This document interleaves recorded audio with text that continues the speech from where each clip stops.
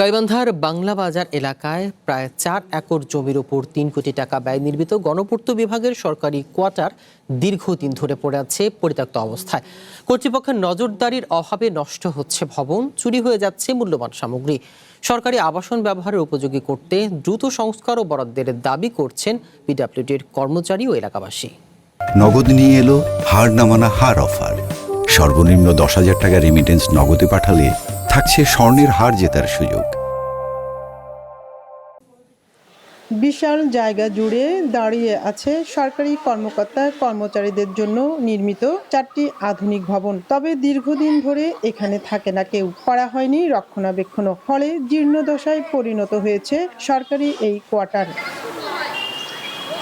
গণপূর্ত বিভাগের তথ্য মতে 1986 সালে বাংলা বাজারে নির্মাণ করা হয় 3টি দোতলা ও একটি 3তলা ভবন। 1995 সাল পর্যন্ত 18টি পরিবার এখানে থাকলেও পরে কর্মকর্তারা চলে যান। এরপর প্রায় 3 দশক ধরে অব্যবহৃত পড়ে রয়েছে ভবনটি।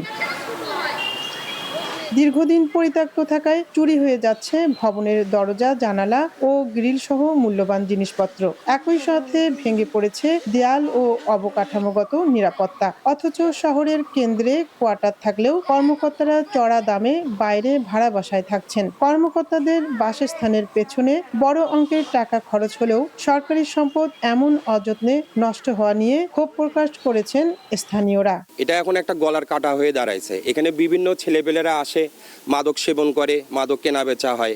সন্ধ্যের পরে থেকে স্টেডিয়াম পর্যন্ত, সন্ধ্যের পর থেকে এই রাস্তাটা মানুষজন আসতে একটু ভয় পায় আর কি। রাত্রে দুর্বৃত্তরাই হোক আর চোররা যারাই হোক আর কি এরা নিয়ে গেছে। এটা ভেঙে নতুন কিছু একটা তৈরি করা দরকার, কারণ এটা এভাবে তো ফেলে রাখার কোনো প্রয়োজন হয় না। পরিত্যক্ত এলাকায় অফিস ভবন ও ডরমেটরি নির্মাণের জন্য প্রকল্প গ্রহণের কথা জানান এই কর্মকর্তা। সরকারের একটা সমন্বিত অফিস ভবন করার জন্য এবং ডরমেটরি করার জন্য এখানে প্রস্তুতি গ্রহণ করা হয়েছিল এবং করে এটার সাইট প্ল্যান রেডি করার জন্য এটা স্থাপত্য অধিদপ্তরে প্রেরণ করা হয় এবং গণপূর্ত অধিদপ্তরের প্রধান কার্যালয়ে পাঠানো হয়েছে। এসব ভবন সংস্কার করে আবাসন সংকট দূর করার দাবি কর্মচারীদের। এছাড়াও সরকারি সম্পদ রক্ষায় দ্রুত ব্যবস্থা নেওয়ার প্রত্যাশা গাইবান্ধাবাসীর।